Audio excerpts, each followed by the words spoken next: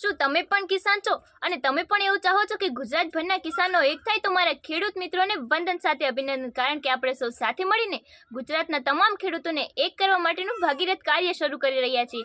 ત્યારે આપણા ગુજરાતના કિસાનોના સંગઠન માટે એક મજબૂત સંસ્થાની જરૂર પડે છે. તેવા સમયે આપણી પાસે એક નહીં પરંતુ બે સંસ્થાઓ આપણી મદદરૂપ થવા માટે તૈયાર છે.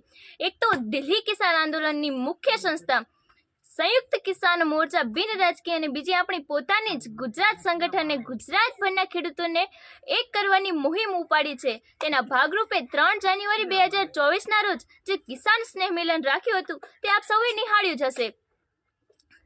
ગુજરાતભરના કિસાનોને એક કરવા માટે રાત દિવસ કાર્ય ચાલુ છે. તેવા સમયે આપણે એક મજબૂત મીડિયાની પણ જરૂર પડશે, અને તે મીડિયાને આપણે મજબૂત બનાવવા માટે આપણી આ ચેનલને સબસ્ક્રાઇબ કરો અને તમારા જાણીતા ખેડૂત મિત્રોને પણ આ ચેનલને સબસ્ક્રાઇબ કરવા કહો, તેથી કરીને જલ્દીથી જલ્દી આપણે એક મજબૂત મીડિયા પણ બનાવી શકીએ. ખરેખર તમે મને અહીં સુધી સાંભળી છે, તેથી મને વિશ્વાસ છે કે આપ સાચા ખેડૂત છો અને તમે પણ ખેડૂતોનું હિત ઈચ્છો છો. તેથી હું તમને વિશ્વાસ આપું છું કે ગુજરાતના કિસાનોની આન બાન અને શાન માટે એક મજબૂત સંગઠન બનાવીને જ રહેવાનું છે.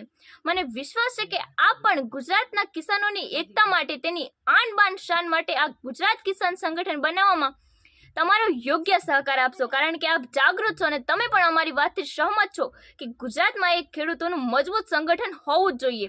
તો બસ આપના આશીર્વાદ સાથે રજા લઉં અને અમારી વધુ માહિતી માટે આ ચેનલને સબસ્ક્રાઇબ કરો અને અમારી સાથે જોડાયેલા રહો. કિસાન એકતા જિંદાબાદ. જય કિસાન.